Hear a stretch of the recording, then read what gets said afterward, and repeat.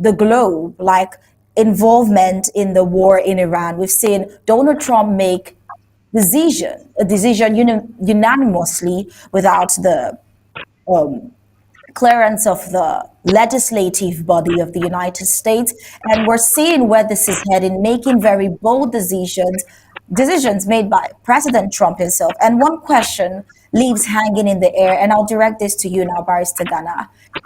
We were wondering, what the United States, looking at the way things are going, will the United States, will the democracy of the United States survive President Donald Trump? Do you think so, Barrister Ghana?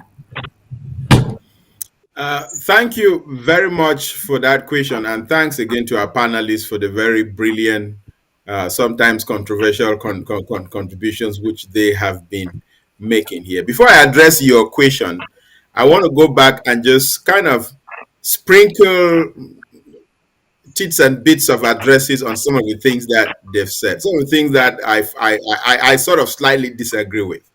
I just want to go back and revisit that Palestinian conflict. And I just want to say again for the record that the Palestinians are not innocent victims here, because we, especially we from the developing world, we like to emotionally side with the Palestinians, but not realize that the Palestinians have been given a chance of peace several times.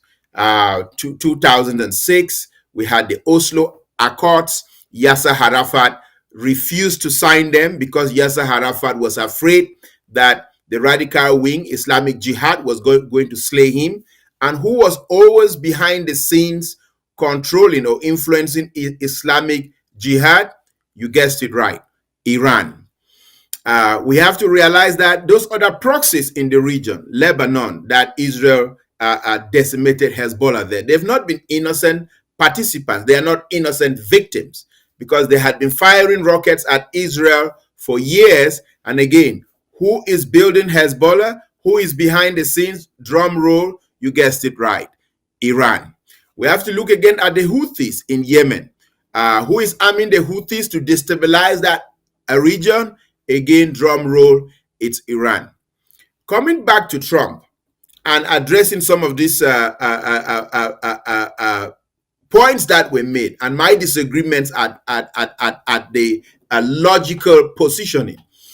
If we look at Israel attacking Iran and America joining Israel to attack Iran, again, let's piggyback to the election of Trump, and let's piggyback to some of the conversations we had on this show about a year ago, where I boldly said that Trump will win because Kamala Harris was not a consequential leader, and that Americans do not want to empower America with a weak leader. Again, as you said, Trump has shifted the global array, the global diplomatic landscape so much that is unrecognizable from the past. I seem to be dancing around, but I have a point that I'm coming to. Iran had been sponsoring all of these proxies because Iran says it wants to support or its move is to support the Palestinians. But again, not allowing the Palestinians to make peace with Israel. The principal factor in the Middle East that has prevented the Palestinians from making peace with Israel is Iran. And so, for a consequential leader like Trump, for a consequential leader like Netanyahu in Israel, if you're sponsoring all of these proxies and you're sitting there in Tehran, watching the Palestinians die, watching those in Lebanon die, but you are sponsoring them and not paying the price. Maybe it was time blood flew in Iran. Maybe it was time the consequences of what Iran had been doing to other proxies visit Iran, so that when Iran wants to continue supporting those proxies to destabilize Israel, Iran will think twice that that conflict is not just going to be limited to these proxies hitting Israel, but Israel, and maybe with alliance with the United States, might come back to hit Tehran, with the Ayatollah hiding on the ground for several days He now understands what it means for Israelis to be facing daily rockets from Gaza, again funded, built, helped by Iranian engineering. If those rockets and those bombs start hitting Tehran also, then Tehran will think twice about its support of these proxies. They say behavior is a function of its consequences. I don't believe for 1 second that Israel does not want to make peace with the Palestinians. I don't believe for 1 second that the Palestinians have not had the chance to live in peace. Because if we go back to 1991, after the Gulf War, Bush one dragged Yitzhak Shami, who was the prime minister of Israel at that time, kicking and screaming to negotiate with the Palestinians at the Oslo Accords there. Who refused to sign? Yasser Arafat. And again, we talk about Israel now going into Gaza. We see in 2006, Israel pulled out of the whole of Gaza. Did the Palestinians take that territory and build a model economy? No. They took the territory again with the support of Iran. They focused on building tunnels and rockets to attack Israel. Again, they invited Israel and culminated in the October 7th attack that killed over 1,200 Israelis, and Israel responded in kind. Now, let me stop that and come back to Trump. People look at the way Trump is acting. To understand Trump, you have to understand certain qualities that Trump has. Again, he was a real estate developer, born into a real estate family in New York, studied finance in college, and as Barrister Mbesa and Barrister Frunso rightly said, he has been a very transactional figure all of these years. In his real estate deals, in his business deals, the guy is type A transactional. But let's look at the qualities that define Trump. One, the number one thing that defines Trump is his interest in whiteness. Trump is marveled and is obsessed with whiteness. So if you want to understand Trump, the first thing you have to understand Trump is that the guy is influenced and is obsessed with whiteness. Number two, he's interested in fostering capitalist transactions, especially where America's interests are primordial. So, for example, back in 2013, 2011, when Obama wanted to attack Libya, Trump said, why attack Libya? They have just these beautiful big coastlines. Let's just go build some casinos and some resources there. Let's negotiate with Gaddafi there instead of attacking and killing the guy. So the guy is transactional, and he is interested in capitalist transactions where America's interests are primordial here. Three, he's interested in America being an unparalleled power. He's interested in America being an unparalleled power in the world. Four, he is interested in exponentially increasing his family's wealth. Trump is so obsessed about being the richest guy on the block that he even goes and fakes the value of his assets, as we saw in law cases and the conclusion of those cases in New York, to sort of boost the value of his assets so that he can be a billionaire on the books. He's like big, beautiful thing. So he's interested in exponentially increasing the wealth of his family. Now, when you tie all of those attributes, and again, the other thing about Trump, let me say a fifth thing, Trump is not ideological. Trump, the guy is, if you cut him, he does not bleed ideological. You can talk about your right-wing things and your left-wing things and your center-right and your center-left things. Trump is not ideological at all. The guy is just transactional. So those are 5 qualities that I would say define Trump. Now, how do these 5 qualities affect how he is addressing the conflicts, the conflicts here in the world? Again, let's look at this deal in the Congo. China is beginning to stress America regarding rare earth minerals. Congo is one of the largest countries in Africa, full of these rare earth minerals. What is Trump about? The guy is transactional. Doesn't want to worry about China. Let's strike a deal with Congo to end this war so that we can get in there and access these raw earth minerals and put them to America's use. Now, we as Africans, where should we and how should we position ourselves? We should position ourselves to bargain rightly for what we are going to get out of these minerals and use that to develop Africa. So it's not just that the West comes and exploits us. It's not just that Trump is going to go into the Congo with this American businessman and he is so interested in traveling in a cloak, in a gang of businessmen, foraging capitalists, dripping with greed, going into the Congo to exploit these minerals. But we have a say. We have leverage on the table as Africans. Bargain for the best deal and then use what we get, even if we get just 30%, if we get just 20%, if we end up using that to develop our countries, we're going to be on the road to prosperity. So let's not always just blame the West as being a capitalist and suppressing and imperialist. We have to stand up for our interests. So it's going in there dripping. What is it else about the Congo that makes Trump to say, let's strike this, let's end this war? He's seen a lot of dark colored people showing up in the United States and fighting for asylum. They give Trump they list all of those asylum seekers where they are coming from. He sees them coming from the Congo. He sees them coming from Cameroon, and he looks at these wars and he pairs them with the laws of the United States that give people the right to seek asylum when they have an existential conflict and when they have a reason due to being persecuted from back home to seek asylum. So he says, how can we stop all of these dark colored people from coming? Remember, I just said his first primordial thing is whiteness.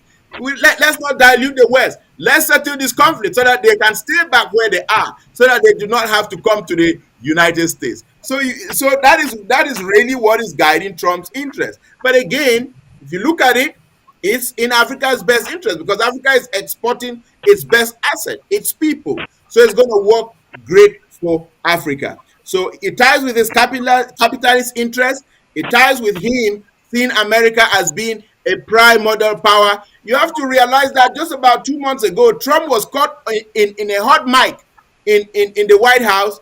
I think he was speaking with a foreign leader. I don't know if that was the president of Prime Minister of Australia, where he was saying, "Oh, they say some of these people coming, they're seeking asylum. They are from the Congo.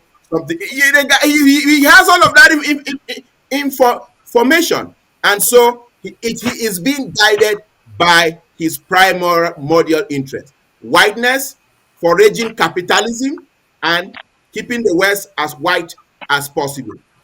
Now let's look at the other areas of the world and how these Trump's values influences the way Trump thinks. See, I went to school in the United States undergraduate.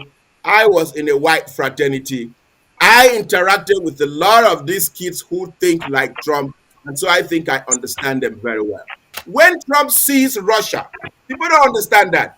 When Trump sees Russia, the first thing that fascinates Trump about Russia is Russia's whiteness.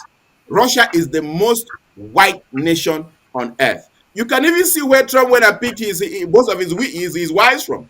Eastern Europe, the most white areas of the world. And so when Trump sees Russia, he is fascinated by whiteness. And he is so sensitive. People don't get this. He is so sensitive against white people killing other white people. Trump doesn't like that. Why is he so sensitive about that? Because he sees non-white people in the world, their population increasing, the white population decreasing. And why are we fighting this nasty war in Ukraine where we are having Russians killing Ukrainians or white people killing each other?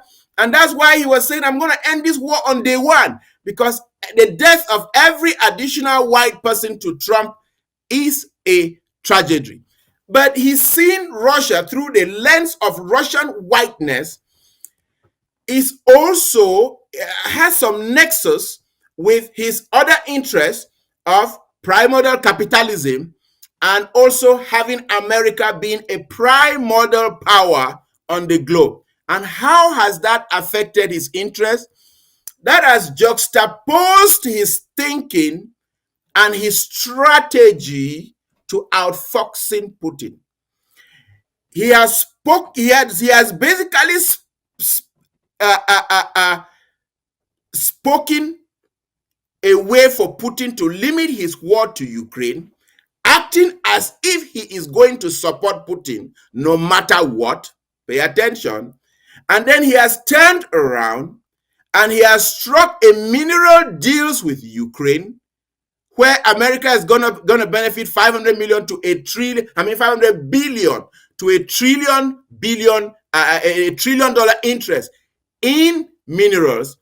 And if you observe what happened within 48 hours after Zelensky signed that mineral deal, what happened was both Marco Rubio and Trump made statements that they are going to get out of the attempts for Russia to make peace within 48 hours if Putin does not make peace. That they are going to get out of those talks and efforts to make peace with Russia and Ukraine if Putin is not willing to make peace. How do you conclude that? I have my mineral deals. We're going to come in here. We're going to be doing the protection and the minerals here. Who are going to be those going into Ukraine to exploit those minerals? The American businessmen connected maybe to Trump's family and to his bunch of friends are going to form these companies that are going to go in there and exploit those minerals. And that speaks most as to why this conflict is going to end and as to why Russia is not going to get all that Russia is asking for. So you can see the definition of who Trump is based on these 5 values that I've articulated has shifted the power balance in Ukraine to Ukraine's favor. And one other thing that has happened is that over these 4 years or 3.5 years, Western military companies have come into Ukraine and built a powerful manufacturing base for drones, for missiles, for arms, for all of that. That has given Ukraine the last thing that Russia ever wanted for Ukraine to have. So Russia has already lost the war because without Russia invading Ukraine, Ukraine wouldn't have built such a powerful military industrial base where it is producing Neptune missiles that have a range of about 500 kilometers deep into Russia. So Barrister Mbesa and Barrister Fuso, they were very right. And your comments also, you were very right in saying Trump has shifted the global political dynamics. Again, let me echo everything I've been saying in what the American general who was appointed within the last 4 years to head NATO's force. What did he say? He said something that was very instructive. Sometimes you have to listen to these key figures, listen to what they are saying, and decode the meaning. What that American general said, the newest guy who was just appointed to head NATO, he said, and this speaks to Ambazonia also, he says, sometimes the drive and the passion for indigenous people to defend their land is often being underestimated. And the Ukrainians, in terms of the fact that they are defending their homogeneous and their aboriginal lands, their drive to defend those lands are being underestimated in thinking that Russia might prevail over them.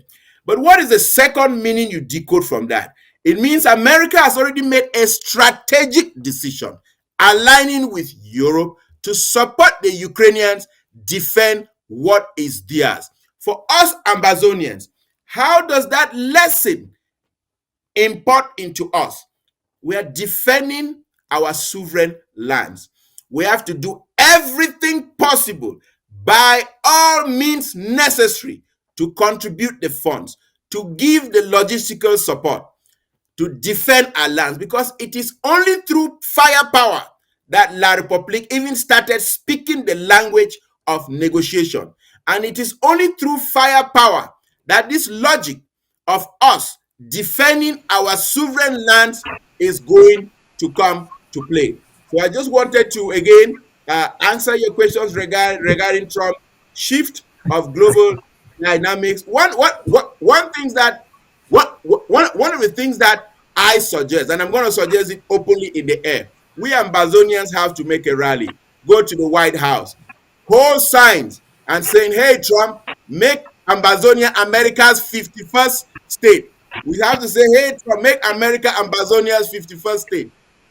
Not because we want Amazonia to become America's 51st state, but because we want to draw his attention that we are the kind of people that he likes, and draw the appetite of that transactional diplomacy that Barrister Fruits That's investor. that, Barrister Ghana. I'm so happy I that want this to say this you really, this, this little rejoinder My is ending. God. Oh God.